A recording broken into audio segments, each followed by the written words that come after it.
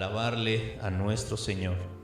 Y bueno, mis hermanos, solo como un recordatorio, la semana pasada estábamos viendo acerca de la lucha entre dos reinos, ¿sí? La lucha entre dos reinos, esa lucha, ¿sabe usted en dónde se está combatiendo?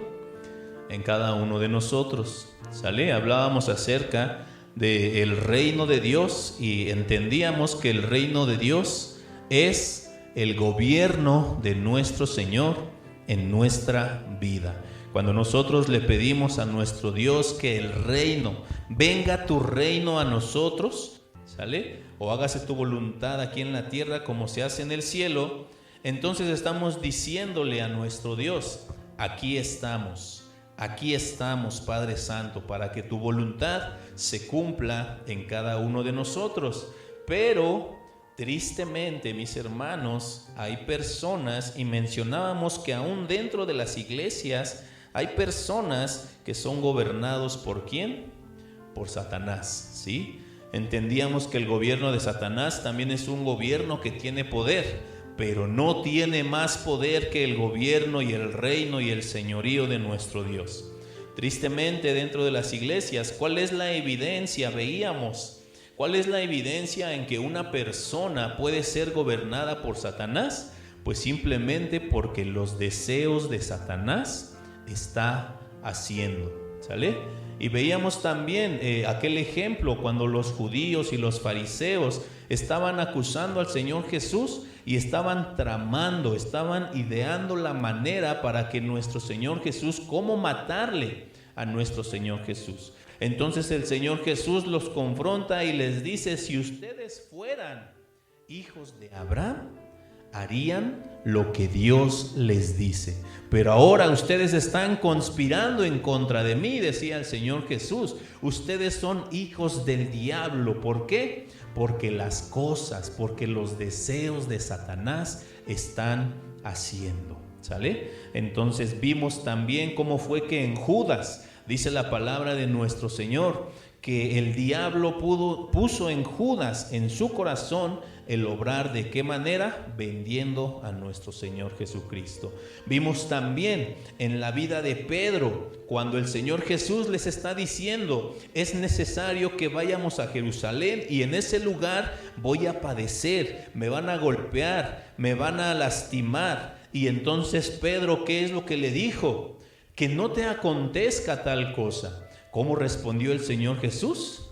Vete de aquí, Satanás. Es decir, toda aquella persona que se levanta en contra de la obra de Dios puede ser un instrumento también de Satanás. Ok, mis hermanos, y a modo de introducción, mis hermanos, ¿por qué lo decidí hacer de esta manera? Es de que en la semana uno está escuchando y conociendo, y uno va viendo situaciones por las cuales en la iglesia se está pasando. Es decir, hay, por ejemplo, muchos que pasan problemas, pero esos problemas no son ni castigos de Dios, no son ni pruebas de Dios. Esos problemas muchas veces son consecuencia de la desobediencia hacia nuestro Señor. Les platico rápidamente uno de los casos. Conocimos a un hermano que fue pastor. Este hermano lo solicitaron en otro estado para pastorear una iglesia. Después de aproximadamente tal vez unos 6 años, nos volvemos a enterar de él, que ya está aquí en México, estaba en otro estado, regresó a México.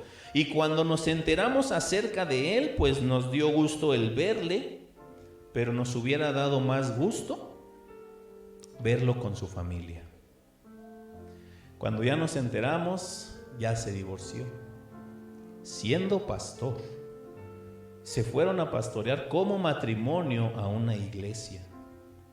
Y ahora nos enteramos que ya se divorció.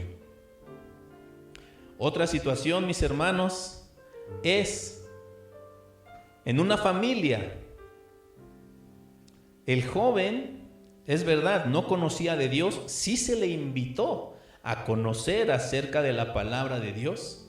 Este joven continuó y continuó en la vida pasada sin aceptar el consejo de Dios. Y la última noticia que nosotros supimos de él fue que le dieron un balazo por su mala manera de vivir, y además está ahorita como un vegetal.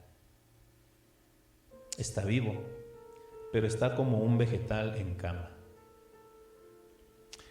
El día de ayer, mi esposa me preguntó por los compañeros y uno de ellos el año pasado estaba celebrando con mucho gusto y se notaba. ¿Por qué? Porque lo hizo público. Lo hizo público, así en general, uno veía sus estados en el Face y lo que él publicaba y todo, y nos vamos a casar y demás, ¿no? Estaba él publicando todo eso. Después ya nos enteramos que sí, ya nos invitaron a la boda y demás. Bueno, nosotros no asistimos. Después sigue pasando el tiempo y nos enteramos que su esposa ya está embarazada y el baby shower y todo por la pandemia, pues lo estaban haciendo en las redes sociales y demás, y que la invitación y todo. Nace el bebé, ya festejaron su primer año, y la última noticia hace 3 semanas, más o menos 4 semanas, en el grupo de WhatsApp que tenemos, nos dice: hermanos, por favor, les pido que me ayuden a orar. Otro de los hermanos del grupo le pregunta: sí, brother, pero dinos por qué quieres que oremos, ¿no? Para ser más específicos.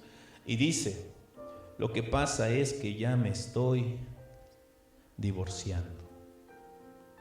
Entonces, yo digo, ¿cuál es la razón por la cual aún dentro de las iglesias se está pasando por esos momentos de dificultad? Una vez más, mis hermanos, una cosa es una tentación hacia el pecado.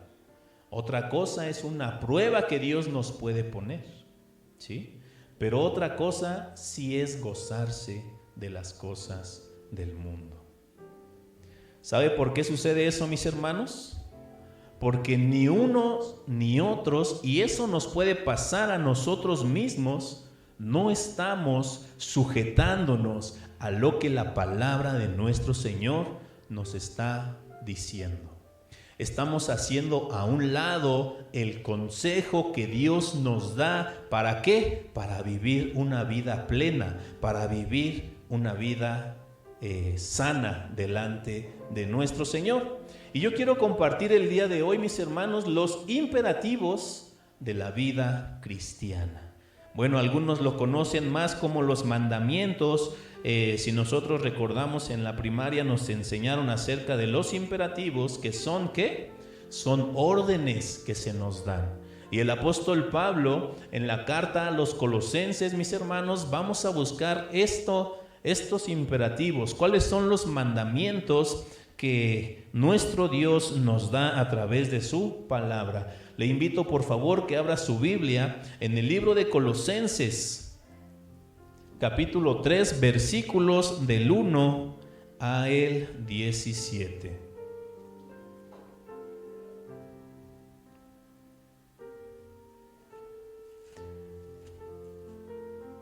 ¿Lo tenemos? Amén. Colosenses capítulo 3, versículos del 1 al 17. Vamos a dar lectura todos juntos, mis hermanos. Por favor. Dice la palabra de nuestro Señor, todos al mismo tiempo, por favor. Dice la palabra de nuestro Dios de esta manera. 1, 2, 3. Si pues habéis resucitado con Cristo, buscad las cosas de arriba, donde está Cristo sentado a la diestra de Dios. Poned la mira en las cosas de arriba, no en las terrenales. Porque habéis muerto y vuestra vida está escondida con Cristo en Dios. Cuando Cristo, vuestra vida, se manifieste, entonces vosotros también seréis manifestados con Él en gloria. Haced morir, pues, lo terrenal en vosotros, fornicación, impureza, pasiones desordenadas, malos deseos y avaricia, que es idolatría, cosas por las cuales la ira de Dios viene sobre los hijos de desobediencia, en las cuales vosotros también anduvisteis en otro tiempo cuando vivíais en ellas. Pero ahora dejad también todas las cosas: ira, enojo, malicia, blasfemia, palabras deshonestas de vuestra boca. No mintáis los unos a los otros, habiéndoos despojado del viejo hombre con sus hechos, y revestíos del nuevo, el cual, conforme a la imagen de lo que lo creó, se va renovando hasta el conocimiento pleno, donde no hay griego ni judío, circuncisión ni incircuncisión, bárbaro ni escita, siervo ni libre, sino que Cristo es el todo y en todos. Vestíos pues como escogidos de Dios, santos y amados, de entrañable misericordia, de benignidad, de humildad, de mansedumbre, de paciencia, soportándoos unos a otros y perdonándoos unos a otros, si alguno tuviere contra otro. De la manera que Cristo os perdonó, así también hacedlo vosotros. Y sobre todas estas cosas, vestíos de amor, que es el vínculo perfecto, y la paz de Dios gobierne en vuestros corazones, a la que asimismo fuisteis llamados en un solo cuerpo, y sed agradecidos.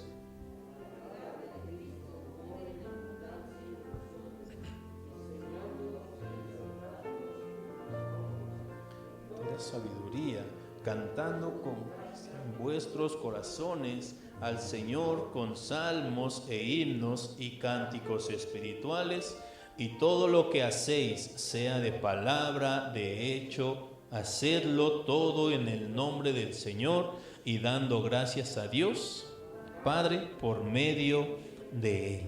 Amén. Bueno, pues usted y yo vemos en cada uno de estos versículos, mis hermanos, la diferencia entre estar en la vida antigua, la diferencia entre vivir de la manera en cómo el mundo nos ha enseñado, o vivir de la manera en cómo Cristo nos está enseñando.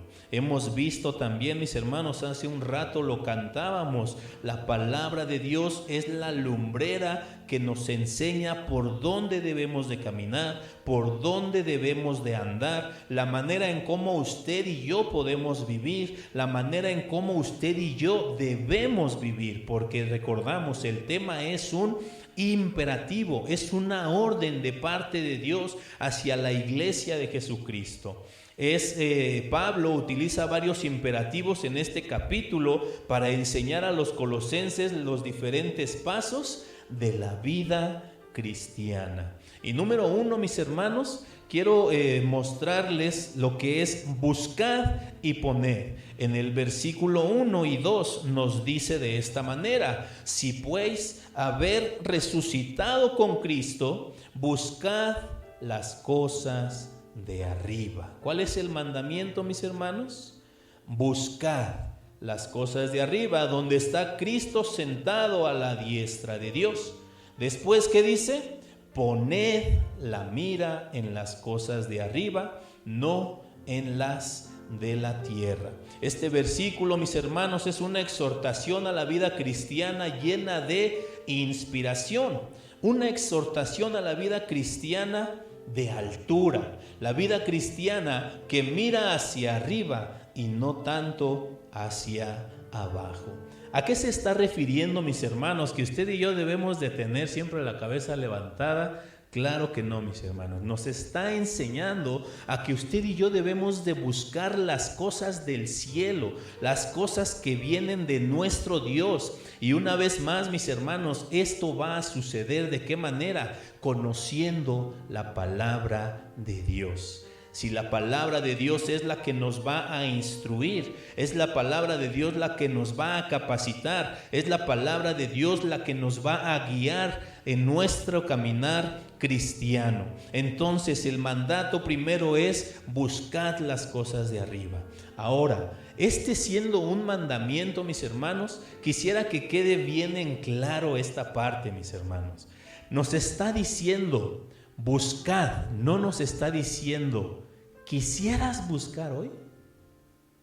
¿Amaneciste con ganas de buscar el día de hoy las cosas de Dios? O vayamos más directo, ¿amaneciste con ganas de leer la Biblia el día de hoy? ¿Quisieras orar un ratito con Dios? No, mis hermanos, esto no es una opción. Es Dios el que nos está diciendo buscad. Es un mandato, es un imperativo, es algo que tú y yo debemos de hacer. ¿Por qué lo debemos de hacer, mis hermanos? En el principio del culto leíamos el Salmo 138 y decíamos, ¿por qué? Porque nosotros hemos buscado, hemos clamado a la presencia de Dios y además hemos visto el poder de Dios manifestado en las oraciones que nosotros le hemos hecho. ¿Quieres o quisieras otra razón más para buscar a Dios? Yo no sé, ¿recuerdas cuando estabas enfermo? ¿Recuerdas cuando no tenías trabajo? ¿Recuerdas esos momentos de dificultad en el matrimonio o con tus hijos? Y pasa el tiempo y Dios va solucionando todas esas situaciones, mis hermanos. Entonces, por agradecimiento, acércate a Dios, busca la presencia de nuestro Señor. Pongamos la mirada en las cosas de Dios y no tanto en las cosas de este mundo.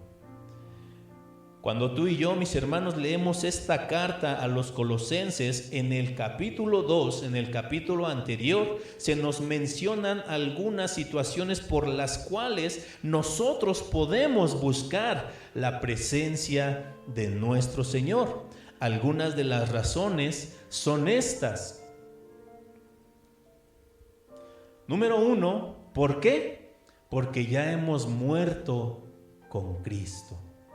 Número 2, otra razón, porque ya hemos sido sepultados juntamente con Cristo.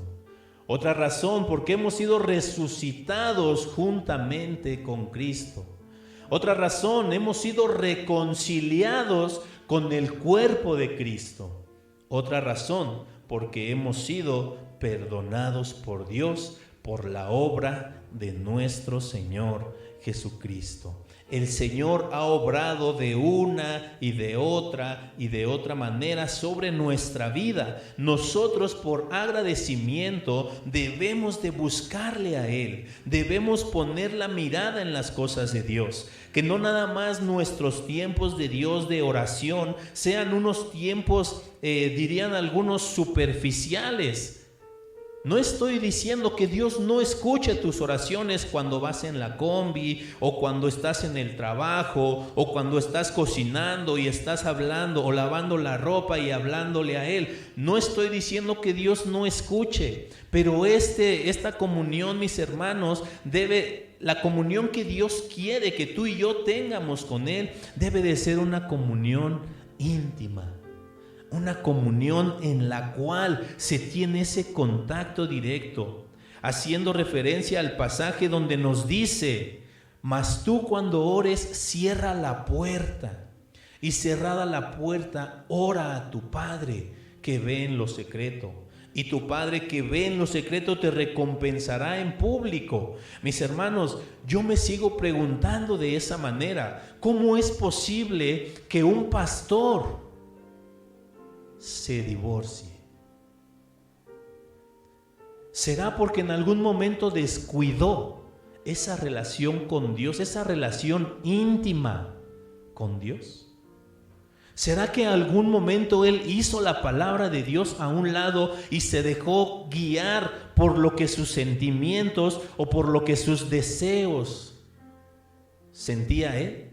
¿Qué es lo que pasó con estos hermanos? ¿Qué es lo que está pasando? Cuando uno, mis hermanos, se pone a leer y a estudiar un poco acerca del tema, yo pude notar que dicen algunos estudios y demás, dicen que el número de divorcios fuera de una iglesia es del 70%. Es decir, entre los no cristianos, el aumento en los divorcios ha sido todavía. Pero, ¿qué cree? Dentro de las iglesias cristianas, este número está creciendo. Tanto de tal manera que aún en la iglesia cristiana está rebasando los porcentajes de divorcios que hay en el mundo. ¿Por qué está sucediendo eso, mis hermanos? ¿Por qué dentro de las iglesias, siendo hijos de Dios, conociendo el plan que Dios nos da a cada uno de nosotros? Y esto estoy hablando de los divorcios, pero ¿qué tal aquellas situaciones donde los mismos cristianos ya los están embargando? ¿Por qué? Porque ya tienen deudas excesivas. ¿Qué hay de aquellos problemas que se tienen dentro del trabajo, mis hermanos? ¿Por qué? Porque no están tomando en cuenta el consejo de nuestro Señor. ¿Será que están viviendo una vida cristiana superficial?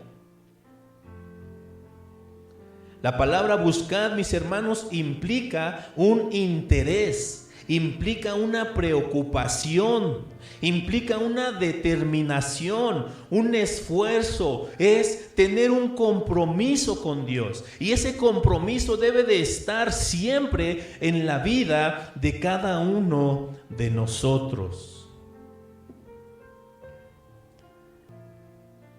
En el versículo 2 del pasaje que acabamos de leer, mis hermanos, nos dice de esta manera. La frase, las cosas de arriba, con el imperativo poned, nos está diciendo que usted y yo debemos de tener una vida inspirada delante de Dios. Es una búsqueda de las cosas de arriba, las cosas del reino de nuestro Dios. La mejor manera de vencer las cosas del mundo y de la carne es levantándose sobre ellas, viviendo en un nivel superior a las cosas del mundo. Hace poco, mis hermanos, igual, y este es otro caso, mis hermanos. Un hermano me manda mensaje y me dice que ya se va a divorciar. Y este es otro, no de los que ya le mencioné. Entonces yo le dije, brother, ¿y pues qué piensas hacer? No, pues ya me voy a ir del estado y demás. ¿Y cuándo regresas? Ya no pienso regresar, dice él. ¿Qué le aconsejas? Brother, pues, donde quiera que andes, pórtate como un hijo de Dios. Pórtate como un hijo verdadero de Dios. Es difícil enterarnos de esas situaciones, mis hermanos, pero cuando tú y yo atesoramos en nuestro corazón, somos verdaderos hijos de Dios, entonces nos vamos a estar levantando por sobre todas las situaciones por las cuales tú y yo estemos viviendo. Es interesante que en este versículo 2 nos dice poned la mirada. Originalmente esta palabra dice poned la mente en las cosas de Dios. Tal vez en tu matrimonio, mis hermanos, podrás tener algún problema, alguna situación difícil. La palabra de Dios nos dice, pon tu mente en las cosas de arriba. ¿Qué es lo que tú tienes que hacer? ¿De qué manera tú tienes que reaccionar? Esa respuesta tú y yo la vamos a encontrar en la palabra de Dios. Vivamos por encima de las cosas de este mundo. Uno de los versículos que se nos menciona también es en Filipenses capítulo 4, versículo 8, donde nos dice de esta manera: por lo demás, hermanos, todo lo que es verdadero, hijo de Dios, todo lo que es honesto, iglesia, todo lo justo, todo lo puro, todo lo amable, todo lo que es de buen nombre, si hay alguna virtud, si hay virtud alguna, si algo digno de alabanza, en eso pensad. Llena tu mente de las cosas de Dios. Llena tu mente de las cosas del reino de Dios. Ese es el mandato que nos da Dios por medio de este pasaje, mis hermanos. Que nosotros reaccionemos de acuerdo a la palabra de nuestro Señor y no de acuerdo a las condiciones de este mundo. Por otro lado, mis hermanos, tal vez alguna persona se ha acercado a ti pidiéndote consejo para su situación. ¿Cuál es el consejo que tú le estás dando? ¿Cuál es el consejo que tú le estás compartiendo a estas personas? Otra familia. No, esta me la platicó mi esposa. Otra familia, ella se encontró con una compañera, con una conocida de ya varios años. La conoció en la escuela por medio de Sara o de Manuel, no sé de quién. Y esa amiga, esa compañera, la noticia del día fue que ya se quería separar, que ya se quería divorciar. Ok, mis hermanos, ¿cuál es el consejo que tú le das a estas personas cuando sabes que ellos están pasando por momentos difíciles? Emanuel una ocasión nos platicó, y es que a una de sus compañeras, sus papás que la estaban lastimando o ella estaba enferma y la estaban rechazando y no sé qué tanto más. ¿Por qué está sucediendo todo eso?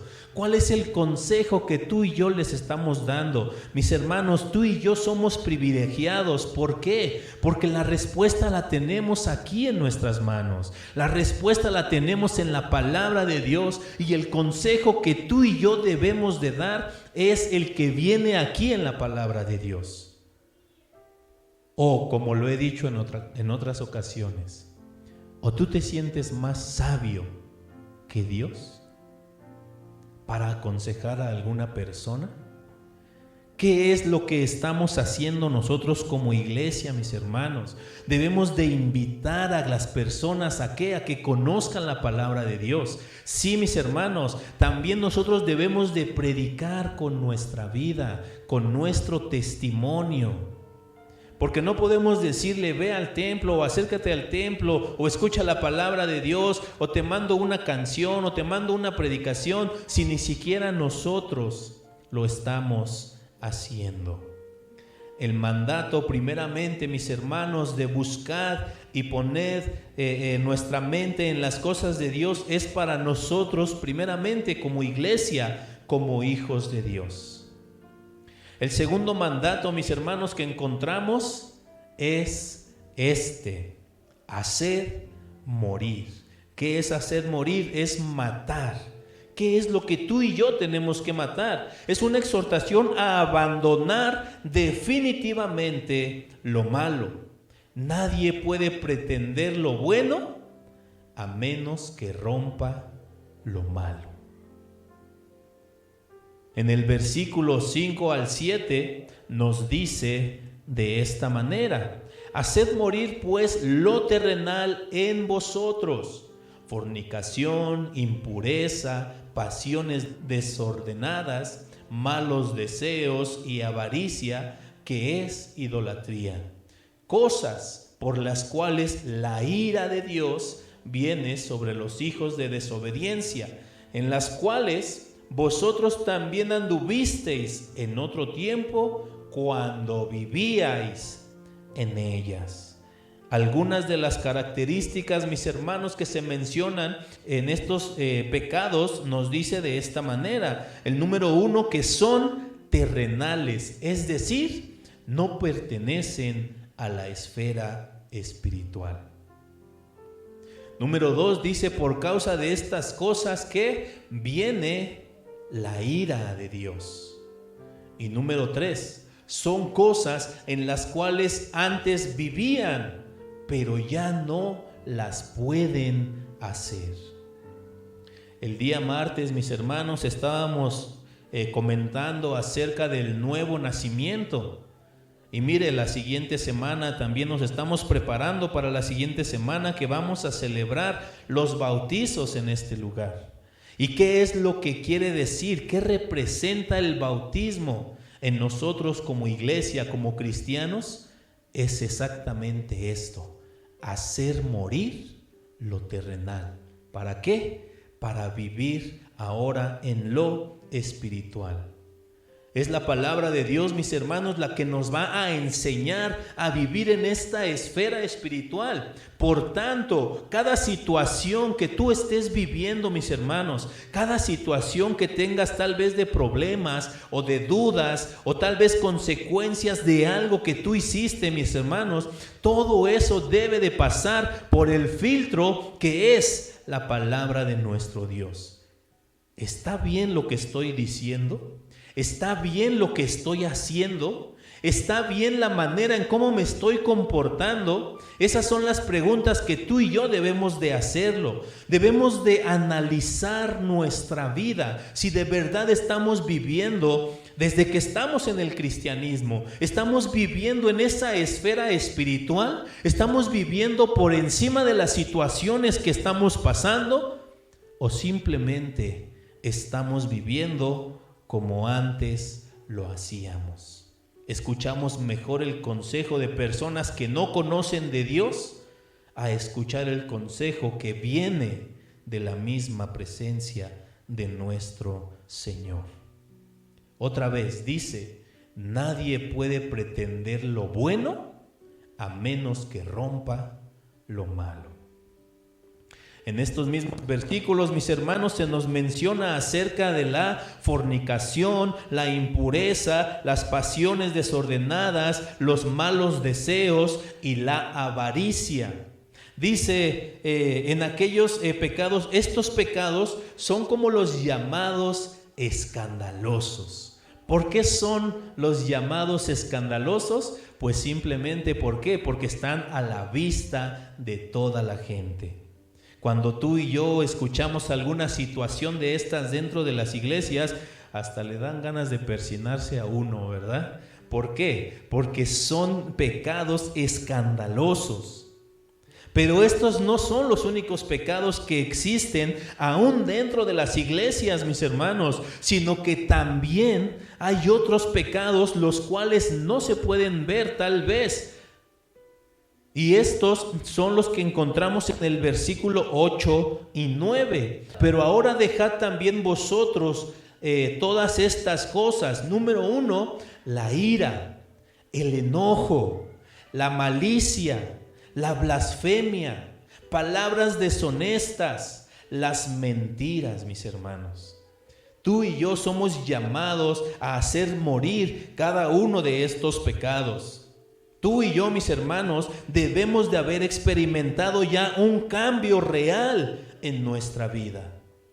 Una vez más, mis hermanos, el día martes en el estudio que se estuvo dando, estamos estudiando Juan capítulo 3 y se nos hablaba de esa manera, diciéndonos que cuando tú y yo conocemos a Cristo, sí somos como nuevas personas, somos como bebés. En 1 Corintios capítulo 3, me parece, es donde se menciona, somos bebés espirituales, mis hermanos, pero nuestra condición debe de cambiar. Es decir, que si tú y yo llevamos al menos un año conociendo de Jesucristo, el pecado que tú y yo teníamos antes de conocerle ya no tiene que dominar nuestra vida. En este tiempo de un año, tú y yo pudimos aprender a rechazar ese pecado. Tú y yo pudimos aprender a negarnos. ¿Cuál es la manera en cómo nos podemos negar ante ese pecado? Es más, mis hermanos,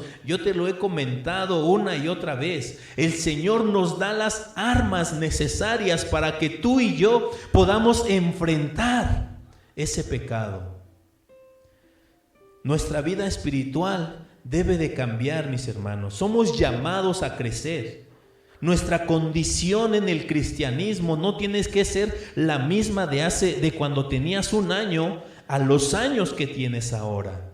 Somos llamados a crecer. Tristemente, Y si tú no has crecido, mis hermanos, es porque estás viviendo en las cosas de este mundo y no en las cosas del reino de nuestro Señor. Hay otro pasaje, mis hermanos, que es muy similar a este que acabamos de leer. Está en 1 Corintios capítulo 6, versículos del 9 al 11. La palabra de nuestro Señor dice de esta manera: ¿no sabéis que los injustos no heredarán el reino de Dios? No erréis, no se equivoquen, dice. Ni los fornicarios, ni los idólatras, ni los adúlteros, ni los afeminados, ni los que se echan con varones, ni los ladrones, ni los ávaros, ni los borrachos, ni los maldicientes, ni los estafadores heredarán el reino de Dios. Y esto erais algunos, mas ya habéis sido lavados, ya habéis sido santificados, ya habéis sido justificados en el nombre del Señor Jesús y por el Espíritu de nuestro Señor. Nuestra vida tuvo que haber llevado ese cambio, esa transformación. Yo no recuerdo si fue en el grupo de esta iglesia o fue en alguno del seminario donde yo mandaba esa imagen. Todos conocemos una oruga, ¿verdad? ¿Qué es una oruga? Pues es un animal, es un insecto, es un bicho, ¿sí? Y yo creo que si tú ves a una oruga en un árbol tal vez, en ocasiones hasta miedo provocan. ¿Por qué? Porque son feas, son raros, ¿verdad? Desagradables a la vista. Pero con el tiempo, mis hermanos, y es el ejemplo que la palabra de Dios nos da, es una metamorfosis, es una transformación. Si antes tú y yo nos podríamos haber identificado con uno de estos gusanos, ahora que tenemos a Cristo en nuestra vida, somos transformados a algo mejor, a algo más bello. Es algo, una mariposa es algo que a ti y a mí nos puede agradar. ¿Cuántas veces no hemos nosotros intentado agarrar una mariposa? ¿Por qué? Porque se ven bonitas. Ajá. Entonces ese es el cambio el cual tú y yo debemos de practicar en nuestra vida espiritual. Después de haber sido un gusanito, a convertirnos en algo bueno, en algo bello. Y esto, algo bello, es el resultado que tú y yo vamos a demostrar ante la gente. ¿Por qué? Porque el Espíritu de Dios es el que ha ido transformando nuestra vida. Es una transformación. Cuando tú y yo hacemos morir todo lo terrenal que hay en nuestra vida. Y número 3, mis hermanos, tenemos un mandato más. Es vestíos del nuevo hombre. Eso lo encontramos en el versículo 16, cuando nos dice: la palabra de Cristo more en abundancia en vosotros, enseñándoos y exhortándoos unos a otros en toda sabiduría, cantando con gracia en vuestros corazones al Señor con salmos e himnos y cantos espirituales. Pablo primeramente habla de despojarnos del viejo hombre. Luego habla de revestirse del nuevo hombre. Es imposible vestirse del hombre nuevo sin que previamente uno se quite del viejo hombre. No se puede poner el hombre nuevo encima del viejo. No se puede mezclar ni combinar. 3 veces en este capítulo el apóstol Pablo habla de vestir el hombre nuevo, de ponerse el cristiano las cosas que corresponden al hombre nuevo. Número 1, mis hermanos, en el versículo 10 dice: el hombre nuevo tiene la virtud de renovarse constantemente y de irse asemejando a Dios. una constante renovación hasta que alcanza la verdadera imagen divina. Leíamos los dones espirituales, leíamos acerca de Efesios capítulo 4, versículo 13. ¿Cuál es el fin? ¿Cuál es el fin al cual tú y yo tenemos que llegar? Hasta que todos lleguemos a la unidad de la fe, del conocimiento del Hijo de Dios, a un varón perfecto, a la medida de la estatura de la plenitud de nuestro Señor Jesucristo. Usted y yo estamos llamados a ser de esa manera.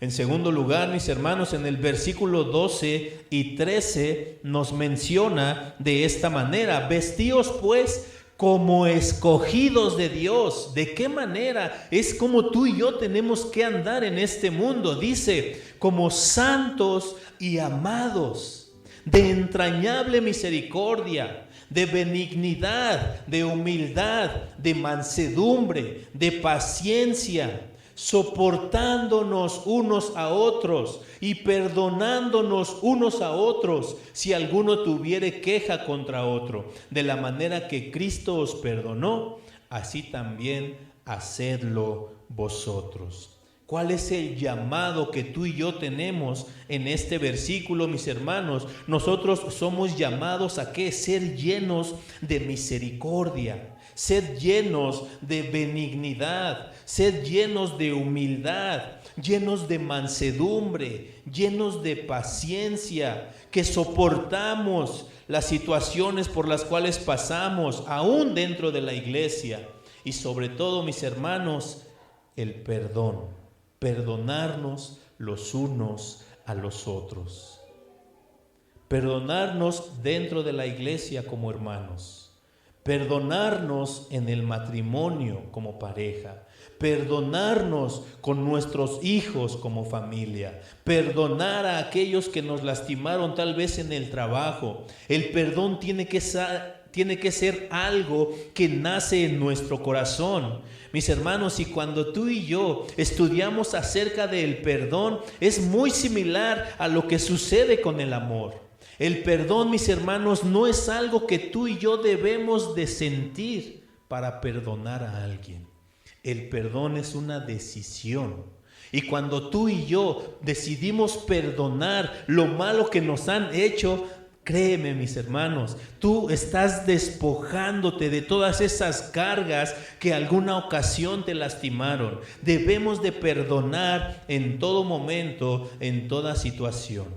Y en tercer lugar, mis hermanos, en el versículo 14 nos dice de esta manera: y sobre todas las cosas, vestíos de amor, que es el vínculo perfecto.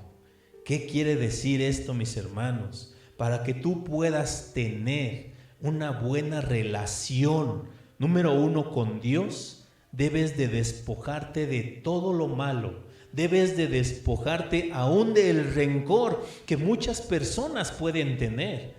En ocasiones hemos escuchado a personas que dicen: es que yo estoy enojado con Dios. Bueno, pues ese enojo no va a poder o no va a permitirte acercarte a nuestro Señor. Tienes que despojarte de eso y dejar que el amor de Dios entre en tu vida, porque esto es lo que va a unirte mucho más a nuestro Dios. Y aún así, mis hermanos, aquí en la tierra, cuando tú y yo nos revestimos de amor, créeme, mis hermanos, en tu matrimonio, en tu familia, en las relaciones con tus hijos, si tú te vistes de amor, mis hermanos, va a haber esa transformación de algo que fue malo, de algo que nos hirió, de algo que nos lastimó, va a ser transformado a una bendición de Dios. Vas a disfrutar de lo que Dios te está dando, vas a disfrutar de tu familia, vas a disfrutar de tu esposa, de tu esposo, pero eso cuando el amor de Dios esté en ti. Y por último, mis hermanos, ¿de qué es lo que tú y yo tenemos que llenarnos? nos tenemos que llenar de la palabra de Cristo. Dice en el versículo 16 que la palabra de Cristo more en cada uno de nosotros. No puede haber un adelanto cristiano si no está la palabra de Cristo en cada uno de nosotros. El hombre viejo no muere a menos que entre en contacto con la palabra de Cristo. La palabra more. Una cosa es oír y otra cosa es que la palabra permanezca en cada uno de nosotros. Tú y yo podemos asistir a todas las reuniones que se hacen dentro de la iglesia, pero si solo vas a escuchar lo que se está diciendo, pero no lo guardas, y si tú mismo no estás investigando, si tú mismo no estás leyendo la palabra de nuestro Señor, no va a haber un cambio en tu vida. Una cosa es oír la palabra y otra cosa es permanecer en ella. Además nos dice que debe de ser en abundancia, en muchos lugares, en muchas situaciones, cuando tú y yo estamos llenos de algo. Dice en abundancia, en muchas personas hay abundancia de todo menos de la palabra de Dios. El llamado, mis hermanos, el día de hoy es de esta manera. Debemos nosotros nacer de nuevo. Buscad las cosas de arriba. Poned la mirada en las cosas de nuestro Señor. Número 2, debemos hacer morir, debemos matar todo lo terrenal que hay en nuestra vida, todo lo que sabemos que no es grato delante de nuestro Dios. Número 3, debemos vestirnos del hombre nuevo. Debemos reflejar el carácter de Dios en nuestra vida. Misericordia, benignidad, humildad, mansedumbre, paciencia, todo eso es lo que debe de ver la gente en cada uno de nosotros, si de verdad somos hijos de Dios. Y número 4, mis hermanos, que la palabra de Dios continúe transformando nuestra vida. Que la palabra de Dios more en abundancia en cada uno de nosotros. Con esto terminamos, mis hermanos. Es probable que usted haya conocido a una persona que comenzó la vida cristiana con entusiasmo, con gozo y con una fiesta desbordante en su corazón. Pero venido el tiempo de la prueba, desistieron, abandonaron y hoy en día niegan lo que alguna vez confesaron y proclamaron con relación al Señor Jesús. Y les ocurre lo que pasó con Demas, que abandonó el camino de Dios amando a este mundo.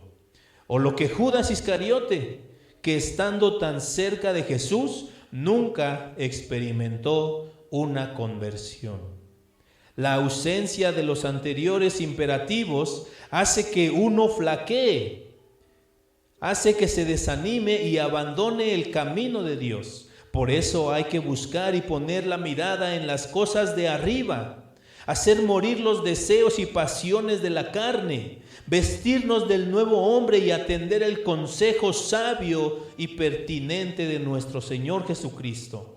No solo de pan vivirá el hombre, sino que necesitamos de la palabra divina y poderosa que emana de la boca de nuestro Dios y que tiene la capacidad de nutrir y mudarnos en nuevas personas. Es la palabra de nuestro Señor la que va a hacer ese cambio, esa transformación, mis hermanos. Tú y yo tenemos la gran bendición de tener la Biblia, la palabra de Dios, cerca de nosotros.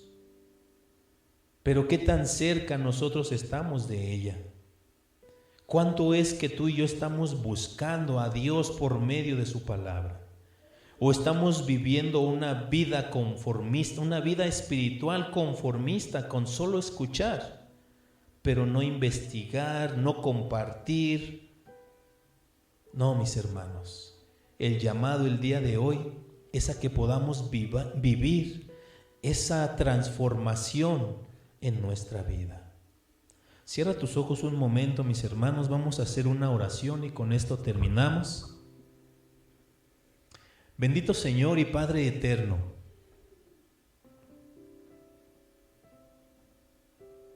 en verdad, Señor, es muy triste enterarnos de situaciones que pasan alrededor de nuestra vida, en nuestra comunidad, aún en